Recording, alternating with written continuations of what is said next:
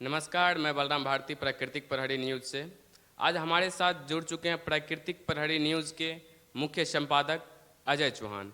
इनसे हम बात करेंगे मनीषा हत्याकांड के बारे में। तो सर आपका क्या कहना है मनीषा हत्याकांड के बारे में? देखिए, इसमें कुछ ऐसी चीज़ें आ रही हैं जो कि पुलिस की थ्योरी पे सवाल उठा रही हैं। सबसे पहली बात तो ये है कि 13 अगस्त को मनीषा लापता होती है और जब उसके परिजन थाने में रिपोर्ट करने जाते हैं तो वहाँ का निर्लज एसएचओ कहता है कि घूम फिर के आ जाएगी, भागी होगी किसी के साथ में। अगर उस एसएचओ की अपनी बेटी होती तो क्या ये शब्द होते? दूसरी चीज़ क्या है कि दिन प्रतिदिन इस हत्याकांड में नए नए खुलासे हो रहे हैं जो कि सवाल पैदा कर रहे हैं। सबसे पहली चीज़ तो है कि उसका 2 बार पोस्टमार्टम हुआ। पहली पोस्टमार्टम रिपोर्ट में कहा गया कि धारदार हथियारों से, गले पे धारदार हथियार से वार किया गया। दूसरी पोस्टमार्टम रिपोर्ट में कहा गया कि जंगली जानवरों के काटने का निशान है। कोई बुद्धू आदमी भी ये बता देगा कि धारदार हथियार से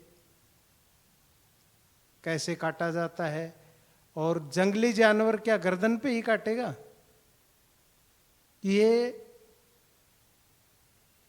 मेडिकल स्टाफ, पुलिस की और प्रशासन की थ्योरी, मुझे ऐसा लगता है कि इसके अंदर कोई बड़े राजनीतिक इन्वॉल्व हैं जिसकी वजह से पुलिस जांच को भटकाने का प्रयास कर रही है। इसका जीता जागता उदाहरण है कि 4 दिन बाद एसपी भिवानी का तबादला कर दिया जाता है। एसएचओ व अन्य 4 पुलिसकर्मियों को सस्पेंड करके लाइन हाजिर कर दिया जाता है। अगर ये जानवर वाली थ्योरी सही थी और ये बताया गया कि उसने कीटनाशक खरीदा, उससे उसने आत्महत्या की, तो फिर पुलिस पे कार्रवाई क्यों? दूसरी चीज क्या है, पुलिस प्रशासन और हरियाणा सरकार अपनी नाकामी को छुपाने के लिए, मीडिया की आवाज को दबाने के लिए, जनमानस की आवाज को दबाने के लिए, आंदोलन की आवाज को दबाने के लिए नोटिस जारी कर रही है।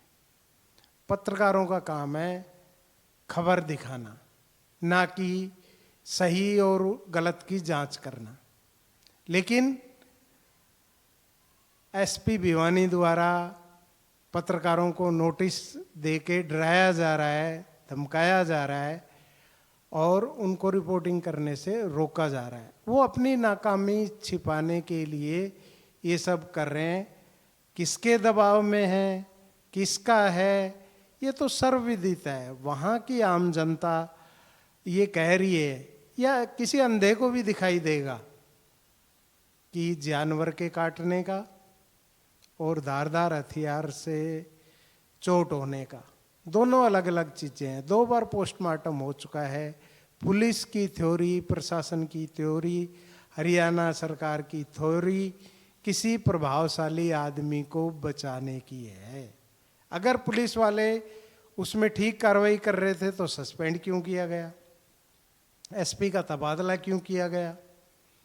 पोस्टमार्टम 2 बार हो चुका है, पहली में कुछ और, दूसरी में कुछ और, तीसरा मीडिया को नोटिस दिए जा रहे हैं, डराया जा रहा है, धमकाया जा रहा है। गलत या सही तो बाद की बात है, क्या होगा क्या नहीं होगा। लेकिन ये मुझे लगता है कि इसमें हरियाणा सरकार और पुलिस प्रशासन पर दबाव है।